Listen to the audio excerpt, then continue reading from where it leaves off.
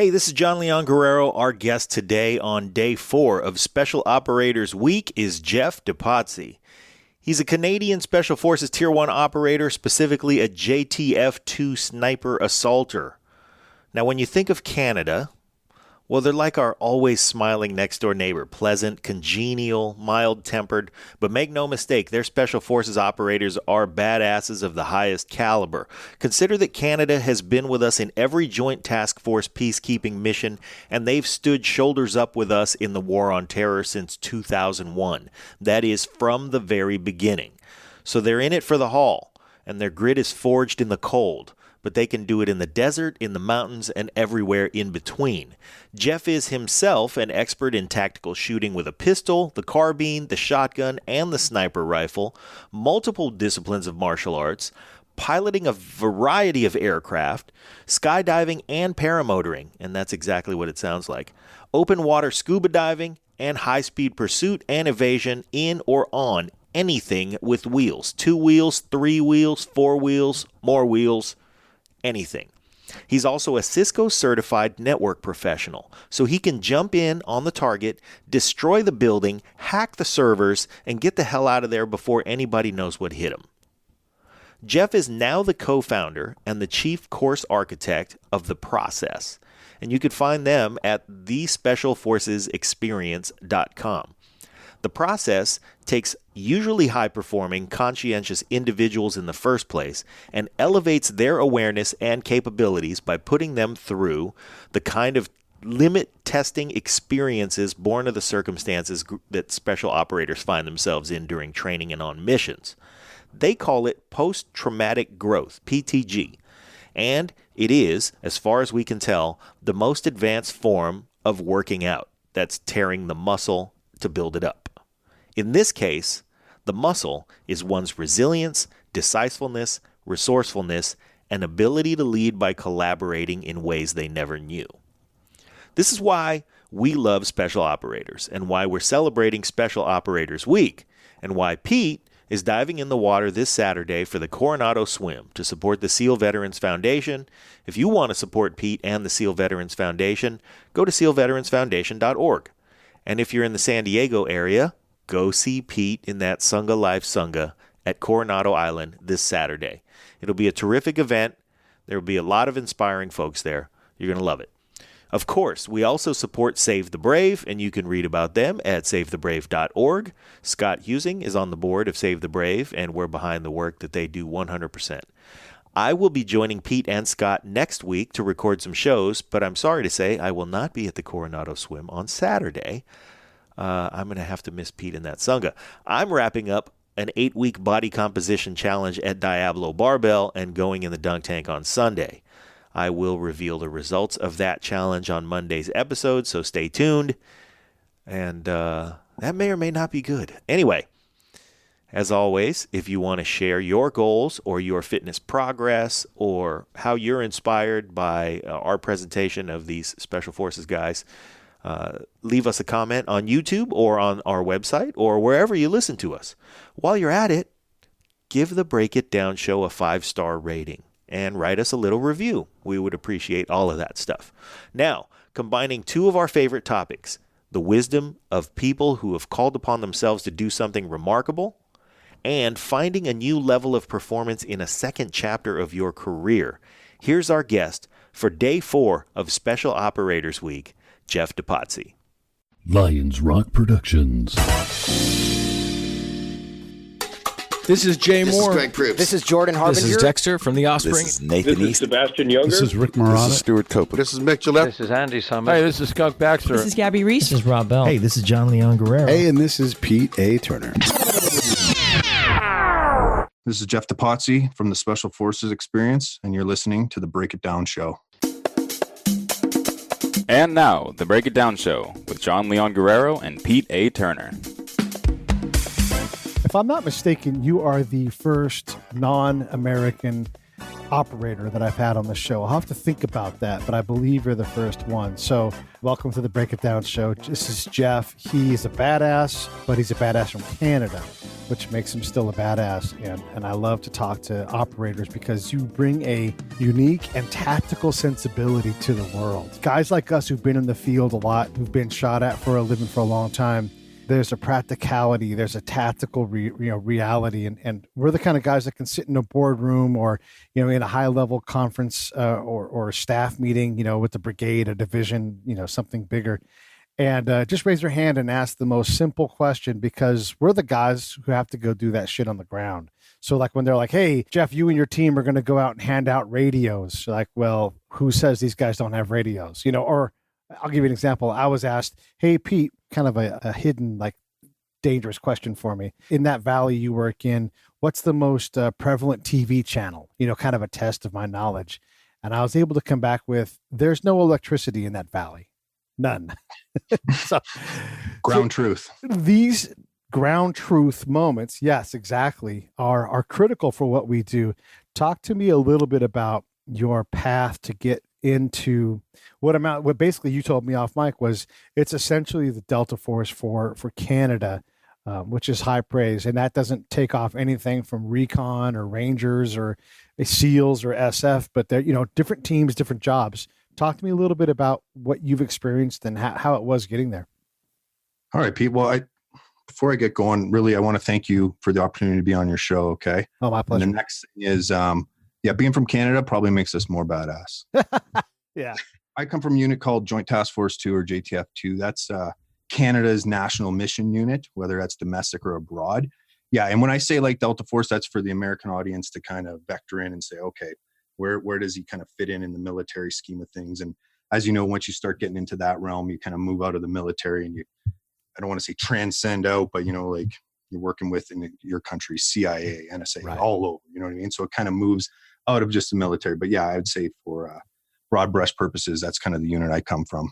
Yeah, let me give the audience some clarity too, because maybe they still don't quite know. If you think about the CIA, they find something out. They need someone to act on the intel that they get. In the case of the U.S., oftentimes that is the Delta Force guys. That's their primary job. They're considered to be, at least again, from the U.S. point of view, they're considered to be assets that are always in a time of war. So they're funded differently. They're provisioned at a level that's completely different than basically any other unit, because they are doing some of the most tip of the spear work that there is. So Canada certainly has a version of that. You need to have something act. You need to have something, an action based on the intel that you collect and whether that's going and getting someone and rescuing them from a terrorist abduction situation or something else. You have to have guys that can do these kinds of things. Here's what I know about Delta Force guys in general and SEALs and Green Berets and kind of secondary. You guys don't ever stop training. You don't ever stop honing the skills that you have, and you're always gathering new skills. I mean, the dude that you were at 18 is nowhere near as qualified to do anything compared to the dude that you are now. Hey, this is Pete. Real quick, I just want to let you guys know we are proud to announce our official support of Save the Brave, a certified nonprofit 501c3 with a charter of helping veterans with post-traumatic stress. Here's how you can help. Go to savethebrave.com, click on the link on the website, and my recommendation is this. Subscribe. Give them $20 a month. You've got subscriptions that you can turn off right now that you're not using that are $20 a month. Swap that out. Get involved. Let's help these folks out. You guys don't ever stop training. You don't ever stop honing the skills that you have, and you're always gathering new skills. I mean, the dude that you were at 18 is nowhere near as qualified to do anything compared to the dude that you are now. Yeah, it's the relentless pursuit of excellence. In order to be that silver arrow in the government's quiver that they can launch at any time for any reason, yeah, you got to be sharpening it constantly. And it's done in all kinds of ways, small, trivial training, all the way up to the best assets that, in the States. I'll just speak to that. You guys have every kind of asset there is that we can tap into, and all kinds of training all over the world, every experience. Your operator needs to be able to go into any situation and handle any situation. So, good luck training for that. Yeah, I mean, good luck indeed, right? So you guys can find Jeff on Instagram at Special Forces Experience, at Special Forces Experience. You can also go to his website, specialforcesexperience.com. What he and his bros do is they take high performing men who want to have like an immersive situation. You know, it's not Green Beret camp, but it's the chance to stress yourself out in a positive, healthy environment with this kind of a context. So that's their main business. So definitely go. I think you'll like what you find at specialforcesexperience.com. We would define it as an immersive growth experience for high achieving men. So don't just think it's just an experience like the military. The idea that it's divided up into 4 phases, it's spread out almost a year, and it's designed to deep dive into your personality and your behavior, along with having a really great experience that's totally tailored towards men from roughly 25 up to about 55, usually a little bit older. Their bodies can't handle it. I won't tell anyone that their body can't handle it, but the truth is it's pretty vigorous. And then younger, they're usually not open-minded. I don't want to say they're not open-minded, but their minds aren't really prepared to grasp the magnitude of what's about to come. Yeah, I think you're exactly right. We are right around the time that your episode posts, we'll have a guy named Rob Owens, who is probably the fittest 67-year-old man you're ever going to encounter. He was a Air Force PJ. And for those that don't know, PJs always get respect from everybody because they're a defensive special forces type asset. They come and get your ass when have your back broken and you're hanging from a tree by your parachute. They're the guys that come and rescue you.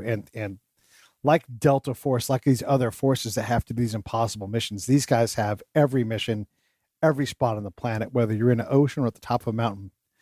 When you hear a PJ is coming, you're super excited. So this is what he did, Jeff. He said Mark Devine, who runs a BUDS prep program, he's a SEAL commander himself, 95% graduation from BUDS if you go through Mark's program and you graduate from his program first. As a 66-year-old man, Rob went through and passed. And he's like, yeah, I thought I was going to die. I was never going to quit. They were going to have to put me in a body bag. And I'm like, dude, you have kids. You're a grandpa. You have a family. Does that make any sense? And he's like, no, it doesn't make any sense, but it is how he's wired. You know, so yeah, it's interesting you mentioned the wiring, Pete. Uh-huh. When we were building the program, we started questioning men from all over to discover their wiring, if you will. You know, what's missing in your life? What do you like in your life? And then started digging into the research, the science of it. And it just turns out that a lot of men, most men, usually because we're testosterone primary, love adventure, discovery, truly seeking out hierarchy, you know, how we fit in, not like rank, but hierarchy. Like, how do I weigh up against the next man? And it's amazing what that drive can lead people to do. It's amazing, such as the 60-year-old getting through the BUD selections or Kokoro, whatever one he did with Mark.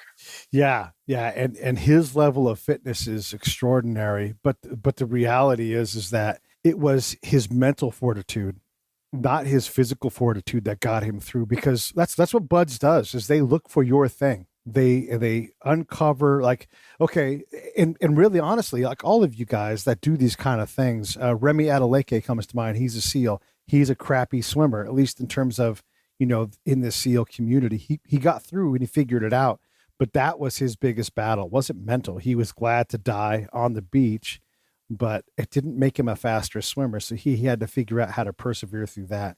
What would you say is your thing with that? I mean, it's obviously not going to be running or whatever, but when do you have to dig into that unknown part of your brain where Rob Owens talks about the voices that normally silence you have to scream at you because you're defying them? Okay. Well, it's interesting you mentioned swimming, because you can train for it, but physiologically you can be terrible at it. And physiologically, my body, I have heavy bones, I have low body fat.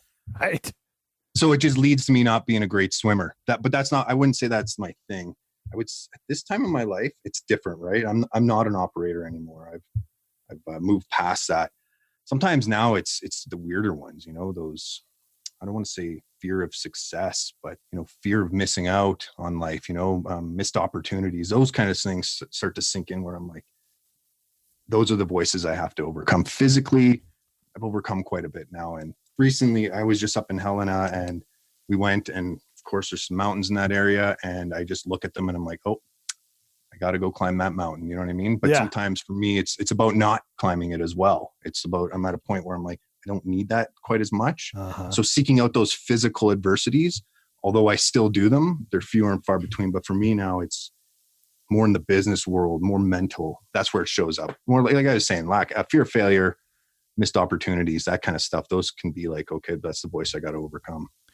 I was talking with Jeff Bosley, who's a Green Beret, and he's not a Green Beret anymore, but he's a former action guy himself. And we were talking about how guys like us, and look, I am not a special operator, but if you saw me work in the field, if I came to your team, you would embrace me because of my work ethic, my professionalism, and what I do. So in that case, I'm going to refer to us as field peers, although I don't have your documents in your dossier. I can blend in. So guys like us, we don't know automatically how to turn it off when we come home. So when we're told, hey, you're going to redeploy, you're going to get some relaxation time, everybody take a break, then we'll take a break. When we get left our own devices, we're like, that mountain needs climbing, this building needs built, I need to chop down these 15 trees, right? Yeah. I would say first, being an operator doesn't add inches to your dick. You know what I mean, Pete? Yeah. Man is not measured by that. Right. But in general, the nature of selections and the way it funnels human beings and the ones it does pick, yeah, they're the ones who are always on, and it can be tough to flick that switch off. It in fact took me a while to be able to kind of like come back down from that, 9 months away.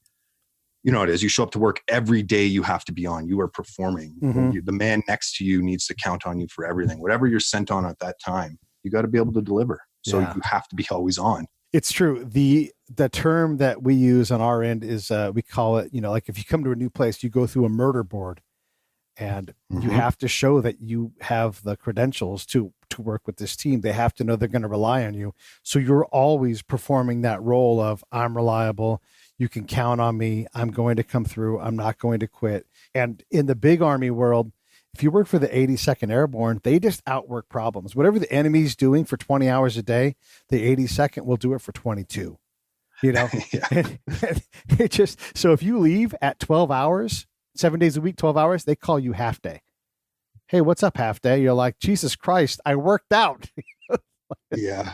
It's always a challenge with the high-paced units. It's been a while since I've been in the reg forces, so I can't speak to what it's like now, but is recognizing we do need to be able to switch this off.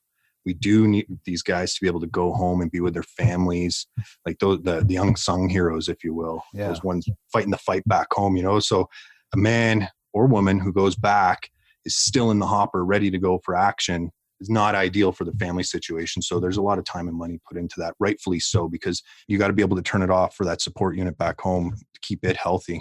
I often struck at how much I didn't realize this, but when people thank me for my service, I'm like, gosh, thank my daughter, because, thankfully she didn't pay the ultimate price, and, I'm still around, but she didn't get to get raised by me. I was gone all the time. And if anybody paid the price, it was her not having me around. And we definitely, guys like us, we struggle with an elegant solution. We often go to the alpha solution, which is just outbigging, outstronging, outworking things.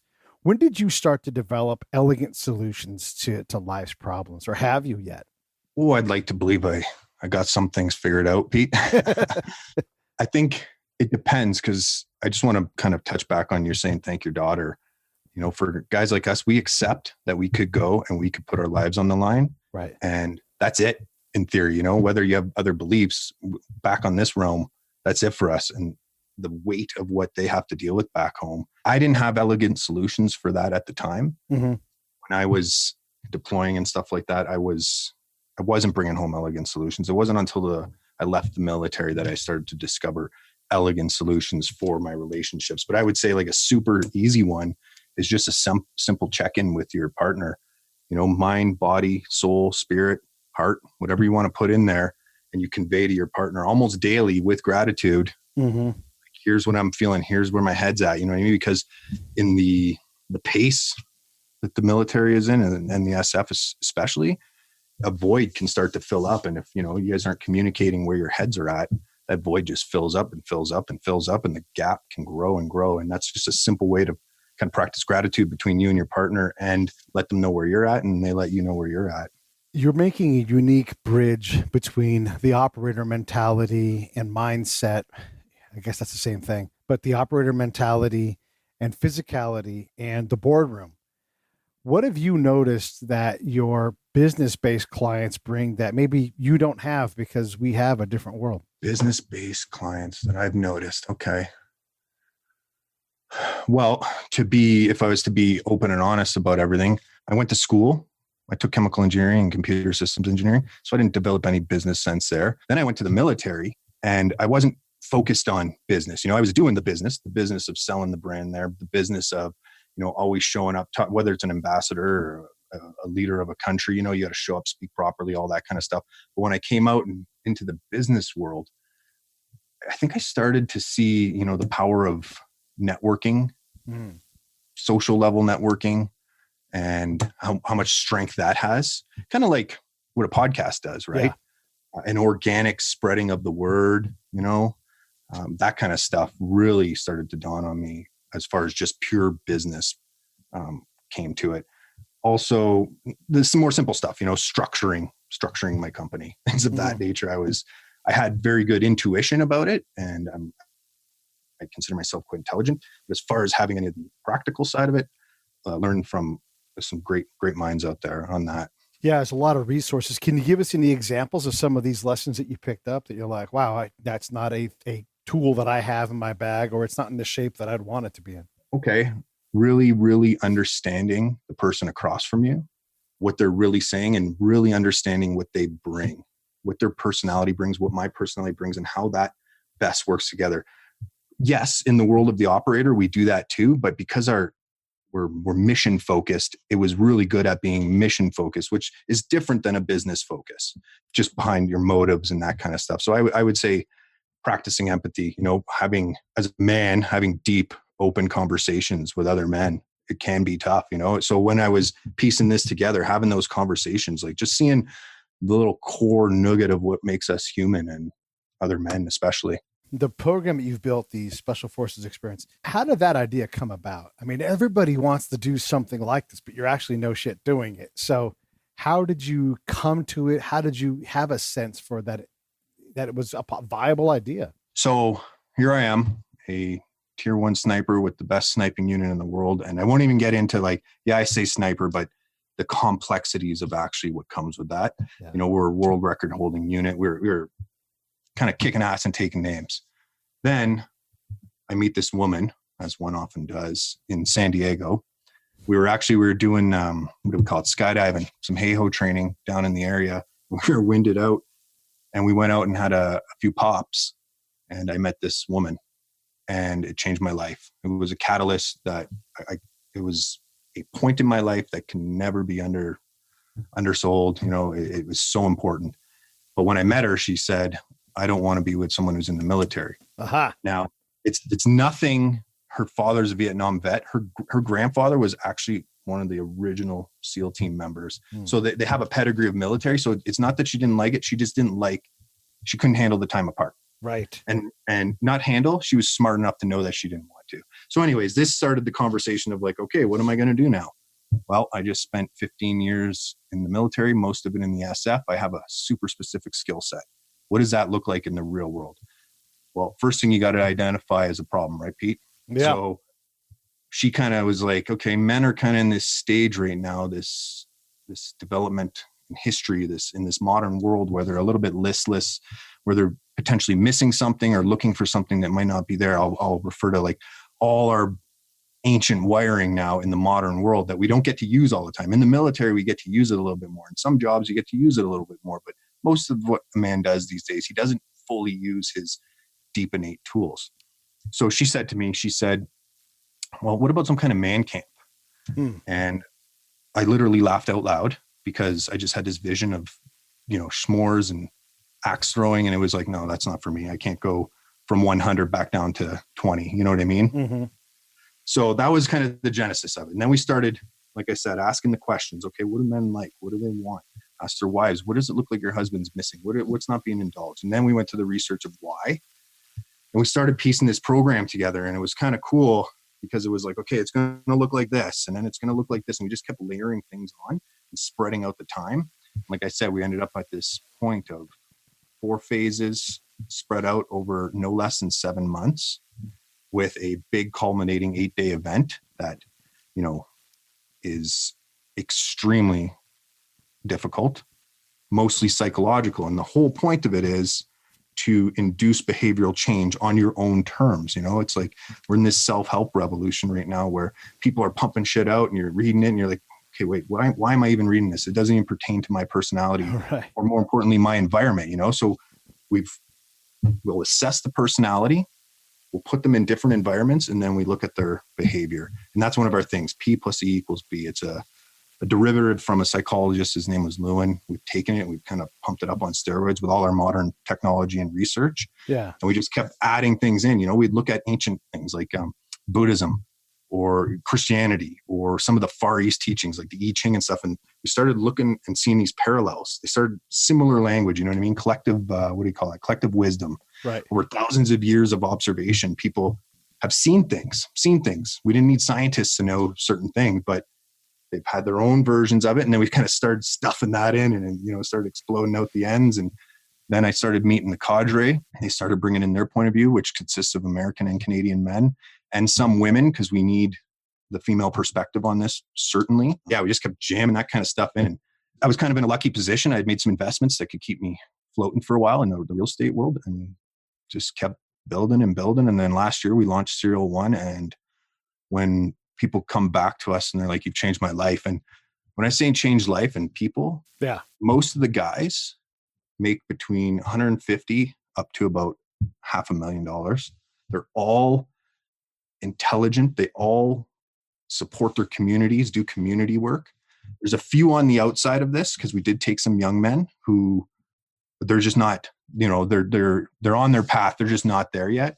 And every single one of them has come back. And the reward for us is that we re-vectored them a little bit, not all of them drastically. You know what I mean? That's not what we're here to do, because we're here to take guys who could just use a little bit of a shift, in their values, their outlooks, whatever it is, their purpose. Hey, this is Pete A. Turner from Lions Rock Productions. We create podcasts around here. And if you, your brand, or your company want to figure out how to do a podcast, just talk to me. I'll give you the advice on the right gear, the best plan, and show you how to take a podcast that makes sense for you, that's sustainable, that's scalable and fun. Hit me up at pete@breakitdownshow.com. Let me help. I want to hear about it. Because we're here to take guys who could just use a little bit of a shift, in their values, their outlooks, whatever it is, their purpose. Yeah. Wow, man. That's fantastic. I mean, I guess all of us need some form of this. What if someone isn't able to take 7 months or a year to go through this kind of program? How does one, microdose this thing and get what out of it they have time to do? Because, we got kids, we got bosses, we got commutes, and it's like, hey, I'd love to take time off to go to man camp and get some s'mores and some push-ups, but reality is I can't do that shit. Okay. I hear you loud and clear on that one. So that's kind of what the overall thing of this is. So I'll do a quick explanation, then I'll give like a hot tip, as it were. Okay. So first, it's spread out, but phase 2 and phase 4 are what I would say is they're not extensive. They're not a super heavy lift, because you have kids, because you work, because you go to sleep for, a third of your day. So it's not like, the only thing that would probably kind of fit in there that would force you more time is the physical on the first bit. But we do start diving into your personality. We do start tearing into your past and all that kind of stuff, and et cetera, et cetera, et cetera. I won't get into all the things that it is, but it's designed to be that light lift. And same with phase 4. I won't get into that, Pete, but it's the same thing where, yeah, I can't take the time off. You know what I mean? Now, the 8 days is the 8 days is the 8 days. If you can't make that kind of time, you can't make that time for this program. Right. But if I was to say, okay, kind of a gist of it, I'll go back to my equation, P plus E equals B. When we're doing assessments on ourselves, usually we're assessing something in the personality realm. Now, when I use the variable P, it means a lot of things, but it's like things that your values, your motives, your characteristics, it can be whatever you got from the Big 5 psych test or whatever it is. You kind of stuff it in there and you contemplate on that. You think about it and you think, okay, what is actually me and what do I want to keep? What do I want to change? Because now with neuroplasticity, we can change things. You can change your mind, like there's some things we can't change, But there are a lot of things with epigenetics and stuff that we're learning you can change. Next, look at your environment. Your environment is actually more easy to change than people think. They just tell themselves it's not. Now, in that environment, do you want to be working at that job all day? Do you want to be spending time away from your kids all the time just to work? Or like whatever that balance is, I won't dictate it for every man. That's going to be different. But look at all the pieces of your environment that force your personality to be a certain way. And then look at the behavior it produces. And then you kind of like combine that with your goals. Do I want to change it? Do I not want to change it?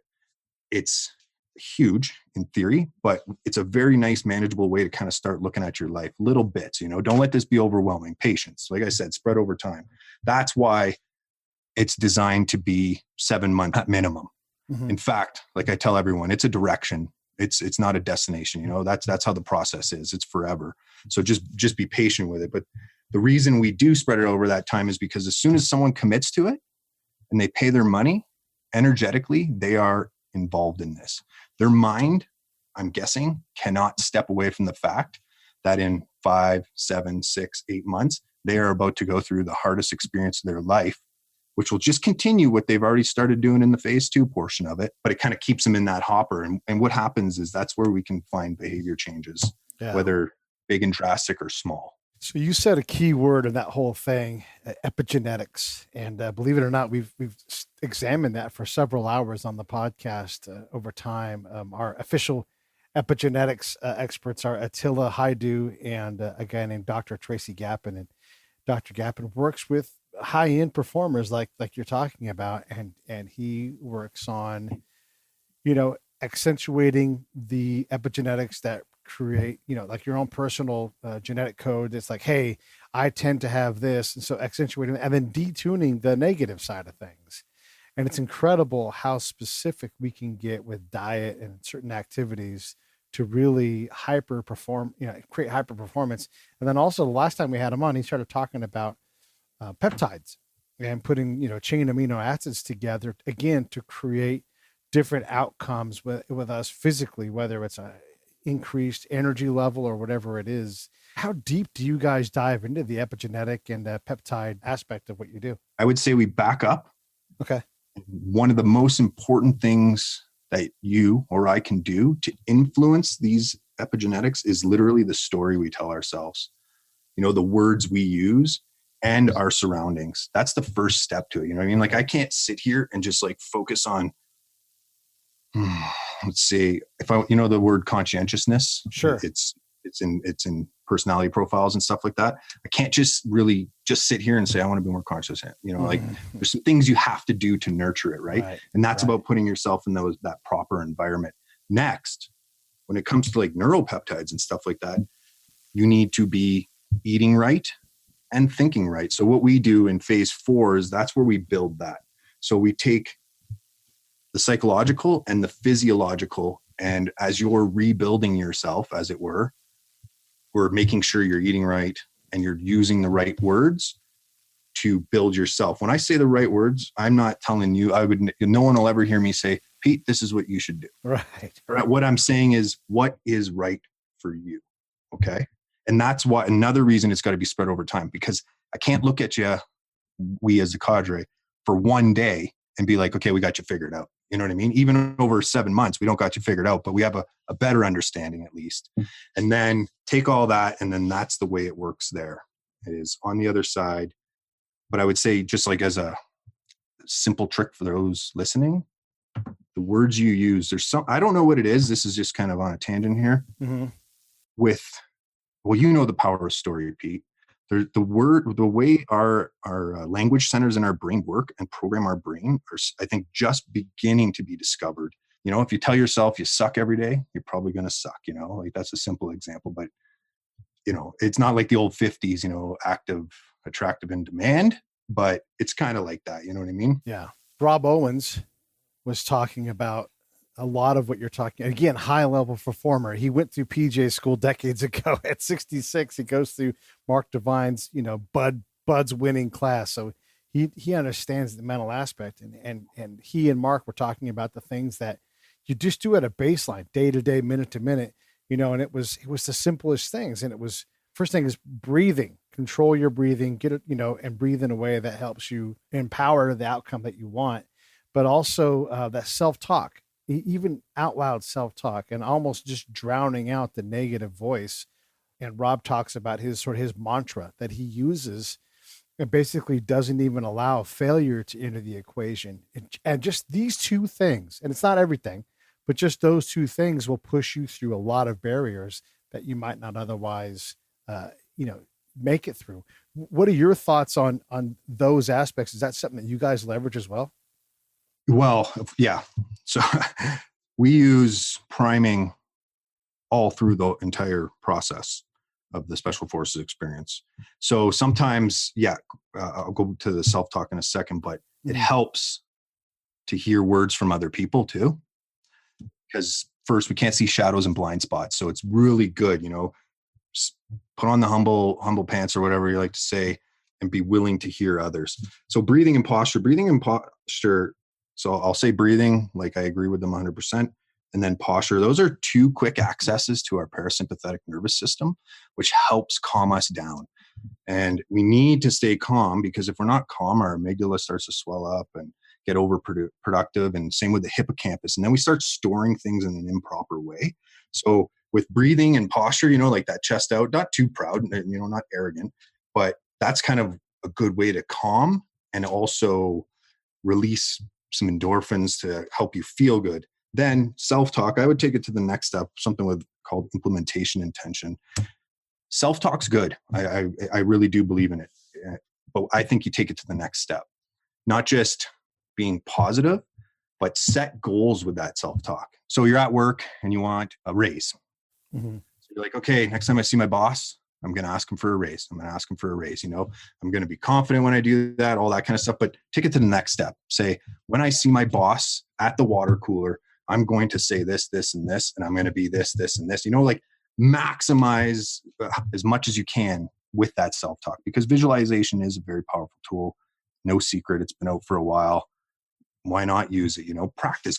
You were in the military. Remember rehearsals, rock drills, Oh yeah. Yeah. Go through it. One thing I will say though is failure. I don't know how they define failure, but to me, failure is only if you don't learn from your mistakes. Yeah. So don't be scared to put yourself in positions to fail, because that's where you're going to learn. You know what I mean? And I wasn't listening to them, and I know you just kind of briefly said it. That's how I feel about it. Yeah, I think they would say the same things. I think we're talking about the same constructs. I mean, because absolutely, I think the next thing out of Rob's mouth was, small goals, because what he's talking about is in that moment when your body is telling you to quit and your brain is starting to go, your mind and your brain are starting to agree with your body. What steps do you take to force yourself to get into that last 20% of your capability, and really push through, We had one of our candidates, he didn't make it through, but he realized very quickly he hit a wall. So that's what you do, right? You hit that wall and you're like, oh boy, I'm overwhelmed. I'm physically tired. I'm psychologically drained. I'm at a wall. You look at that next pebble, you move to that pebble, and then you see that stick, and you move to that next stick, like just bringing it down to like those micro moment by micro moment things to talk yourself through. And the more those micro moments you face in life, the bigger that gap gets, right? Your mind is ready for the big cognitive load. It's ready to handle the big cortisol dumps and stuff like that. That's why you go into these things, so that the next time it happens, your body's like, I've been here, I can handle this. Yeah. You push that barrier more and more. Pro athletes are really good at it. High-end operators are really good at it. A lot of military people there's a lot of people in different realms that are really good at it. And it just helps to go outside of your own realm and do it. You know what I mean? If you're always running OCRs or whatever it is, go somewhere else. Go give a speech somewhere or something. Whatever it is that kind of gets that pang of terror in your belly, and it'll help it grow. Yeah. And again, I keep bringing it up, right? Because it's fresh in my mind because we were talking on Monday, but it's the same thing over and over again, like finding that wall. And that I'm really big believer, Jeff, in finding where the work is, right? It's one thing to have outcomes and have no idea where the sticking points are and know that you're going to hit them, but finding that point where that sticking point is. And if that wall is your sticking point, let's say it's breaking a 5-minute mile. Well, you're going to get there by banging into that wall enough that fear is no longer a problem, and whatever the solution ends up becoming, whether it's just powering through it or starting your run a little more calm, whatever maybe it's a meditation phase before you go out and try to crack that 5-minute mile. You've got to find that wall so that you can start to work on, how do I get around through over blasting this wall out of my way? And you have to have the ability to withstand. I like to call it miscomfort. It's just a comfort that you don't know. And once you get past it, next thing you know, you're running a high 4 mile instead of a low 5. Yeah. Obviously, eventually, there's a reason there's steroids out there. Things like Yeah. There's just so much your mind and your body can do. The body, like the male, I'll just speak, modern male is an apex predator. We have been designed through millennia to be fast and strong and many, many great things, but we all have a wall that we'll never get through. My thing now is like, do I need to get through that wall? Right. Does that make me happier? Does that make me better? Is that more servitude to the community? You know what I mean? Like sometimes I find people go down paths and then they get there and they're like, oh no, I came all this way. Was it worth it? So if it's worth it, keep breaking those walls. Of course, if that's what you want to do, I'm 100% for getting to the next level. That's what I do that too. But now I just find myself very careful about where I'm going to vector that energy. Yeah, I agree. And I think that's the elegance that comes from us guys who are no longer in the field and we're trying to find a new way to do, because what you're doing now, I would imagine, is harder than any aspect of becoming, the warrior that you were. I mean, it's one thing to stay up all day and then run all night and do all these things, but to not have a syllabus, to have to go out and pitch people and develop a marketing plan and deal with all these unknown things, all this fear to get a business going. Boy, I know this is true for a lot of the guys I've talked to. There are plenty of times when we start our businesses that we think, I'd rather be in combat than have to go through this. Yeah. Especially once you start down the rabbit hole, you're like, you discover how big it is, right? You talk about marketing. There's a reason there's marketing professionals. Yeah. I'm just so thankful my wife is one, but 100%, it just seems easier. That's what you train for forever. You know what I mean? Then you step out and then you step into a whole new realm. But I think that is one thing that does come from, at least I can speak from the operator's point of view, is that you're not, you faced fear. You're kind of ready to learn that new challenge. And if it's right for you, you're ready to dive head first. And you do learn a lot of lessons, from that, the field of whatever if you're an operator, an assaulter, a shooter, non-shooter, a counterintelligence guy, whatever it is, there's a lot of good stuff to take from that. When your high-end business people show up at your camp and they're like, what's the one thing? Like, I'm in great shape. I'm mentally tough. I do all these things. They have a lot of the tools already in place. What's your instant reaction, your gut on where they're going to find their struggle? Is there a pattern to these things at all? I mean, because I know a lot of doctors who spend their life trying to, not just be in shape because they know the body system, but because bending over a patient for 12 hours at a time wrecks your back. And so they've got to be physically fit to do their job for the next 25, 30, 40 years. Yeah. The high-end dudes. It's such a pleasure to talk to these guys on the phone. I love knowing that there's so many people out there that are just kicking ass so much. I would say there is, and of course there isn't. Right. Because if you look at the age spectrum, so we do take people from like that whole age bracket. Like I said, we want the full spectrum of people to show up so we can all learn from each other in different ways. The older guys definitely have more trouble with the physical stuff than say a younger guy, right? Their bodies are just not as resilient, but the older guys are a lot better at they're more empathetic. They're better with the team stuff. They've been leaders before, but what they don't have the ability to really understand or practice fully for, I don't think, is just how much we're going to rob their nervous system before we actually even go to work. All the little psychological tools we use to prime them before that they can't even get around because they don't know they're happening. Mm-hmm. But when they show up, so what happens is we had this mass exodus on day, give me a second here, on the on the third day. Okay, so it starts at day 0. Everybody just left. Already by this point, they've all failed many times. But something happened, and I think it's something to do with their serotonin or something. I'm not 100% sure. There's no more of that positive self-talk left, really. And if you haven't been past that wall, it's very hard to go past that wall. But in that exodus, there was no real rhyme or reason. Like, we had one guy, 6'4", 300 pounds, made of muscle, national rodeo champ, just a monster of a man. And then, you got the little dude, $120, soaking wet, and everything in between. So there was no real, other than that. I think people are shocked, especially people who aren't used to hitting that wall. You know what I mean? Like, it's one thing to be in training and know you're going to hit a wall. But when we're introducing walls all the time, all over, it gets tricky. You know what I mean? Yeah. It's really easy to get defeated if walls keep coming up everywhere. Like, I just got done hitting the wall. Yeah, exactly. Yeah. I'm going to invoke Rob again, just because I think there's so many great parallels between these two episodes. He talked about, he was at his wall. He had hurt his back. He had to, take a medical time out.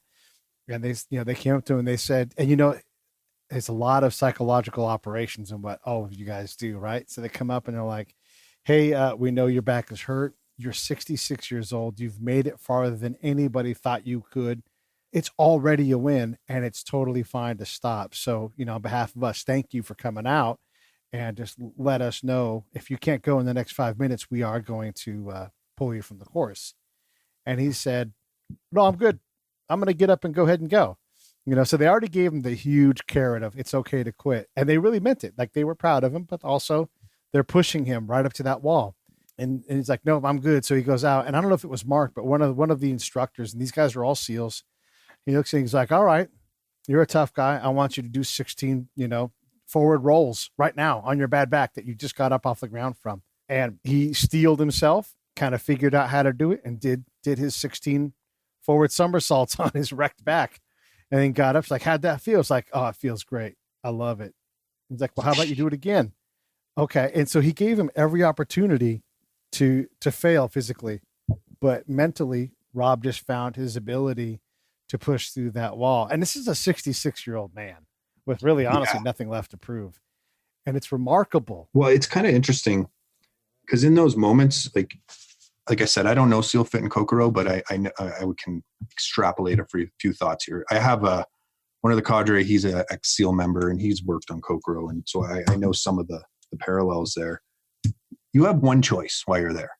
You know what I mean? Mm-hmm. It's quit or keep going, quit or keep going. And in that, there is a bit of almost serenity or something. I don't know what it is that people find where it's if you get used to saying, I'm going to keep going, it just gets easier and easier and easier. You know what I mean? I'm not saying there isn't like Rob, like he's got to weigh things, I got my family, I maybe only have, hopefully for his sake, 30 more good years or something, but you got to weigh those options, but there is only one decision, quit, keep going. And it's amazing what happens if you can, like the person you become if you don't quit. So someone that wants to go and do the Special Forces experience, that they're going to get that kind of thing. They're going to get pushed to their limit. You guys are going to show them the wall, and then you're going to keep saying, oh, by the way, here's this wall again. And then as they blast through that one, you're bringing up another wall. These guys want this experience. They want this challenge to really find out what their potential is. What are some of the wins that come out of this? Like, these guys come back, obviously they're going to say, oh my God, worth all the money, the experiences of a lifetime. But what are the actual like KPIs for these guys when they go back? Are they performing at a higher level? What do you have for us? Okay. So I'll just go back to the wall. So it's not just about putting up walls. We carefully craft those walls, as it were, for development all the time. Whether it's your executive function, like I mentioned earlier, cognitive load, your hand-eye coordination, more into, empathetic centers like communication, all of those. So those walls are put up in order to push all of those. And while those walls are being built and taken down, we're observing their behavior. So it's not just about presenting the wall. It's about them discovering things about themselves, us discovering things about themselves, putting it together, and almost like we toe the line between cadre and mentor constantly. of pushing with suggestions. Hey, what do you think about this kind of stuff? You know, and at the same time, trying to definitely have them fail at the wall. Right. Men love to taste defeat. So some of the wins, we could say improved relationships. So improved relationships, like there's some broad brush ones, like just changing lives. A lot of them, they went back and they started a new business. They've begun a charity. You know, they were in the hardship. They're like, because we forced them to figure out their values, and we have a lot of tools to do that, because that's a big one. Figuring out your values isn't, 10 minutes with a piece of paper. Yeah. Then they go back to their lives, and they're with the tools, they're able to, like I was saying about vectoring, what is the direction I actually want to go that best suits my makeup? Yeah. And then, together we kind of do that. So everyone who comes out, they're invited into our mastermind. It's organic, no extra costs, no agenda, but it's just about good men being together with growth mindsets and pushing that. So a lot of guys are getting a lot out of that. We're bouncing business ideas off each other, relationship stuff. I think it has like the ability to be very empowering. And what's been very surprising is even people who quit early on get that. There are a few that were more psychologically damaged than others, but that's why we have a really good decompression program and a really good, what we call self-construction program following this, so that it's good to get that psychological dip, because that's, if you pull out of it right, that's exactly what post-traumatic growth is versus, potential PTSD. It's about doing it right. I love it. Well, listen, we've had you for about an hour. Anything else that you want to cover or get into it all? I mean, it sounds incredible. And these kind of things, there's a lot of different ways to approach it, but how masculine is it to go out and be around a bunch of operators and getting pushed by those guys? It's just a shit, man. I love that you're doing this kind of work. And if I can ever be of service to you guys, let me know. And I'm glad to do it. But what else do you want to cover?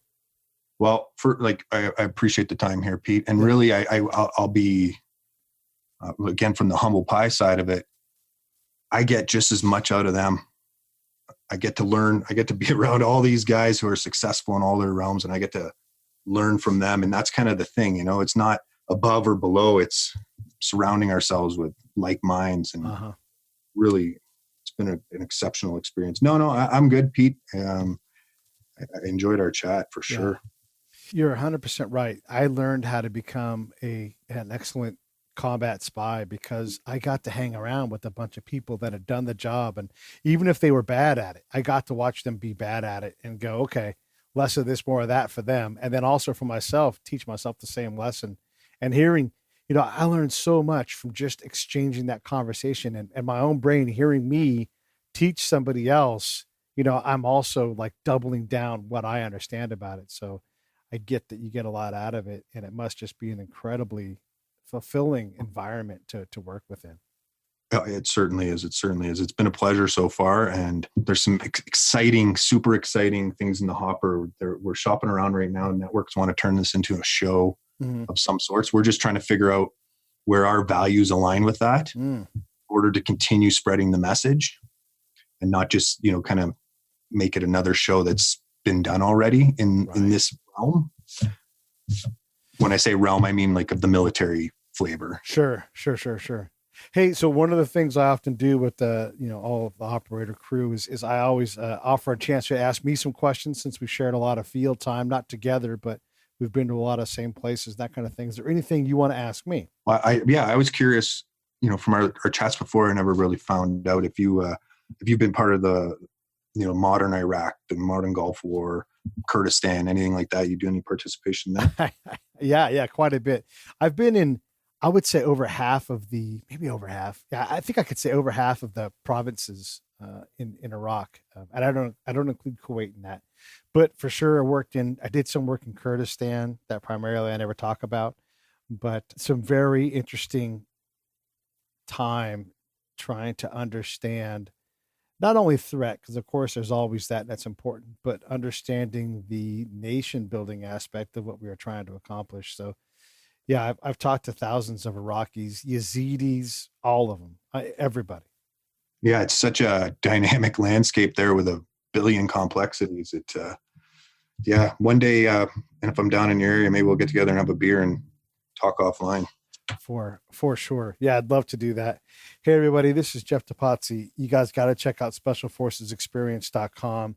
You can find them on Instagram, and just these mindset things that we bring to you guys. We bring them because we're all out there fighting in the same kind of fight. And whether you choose to find your walls through Jeff or through somebody else, just know that there's a lot of this development stuff out there that's not bullshit. It's these aren't coaches that are 22 years old. These are people that are professionals. They've hit the walls themselves. They've had to get around them in some way. And so I know you'll enjoy Jeff. And again, Jeff, thank you for coming on, and come back anytime. Let's talk again. All right. Thanks, Pete.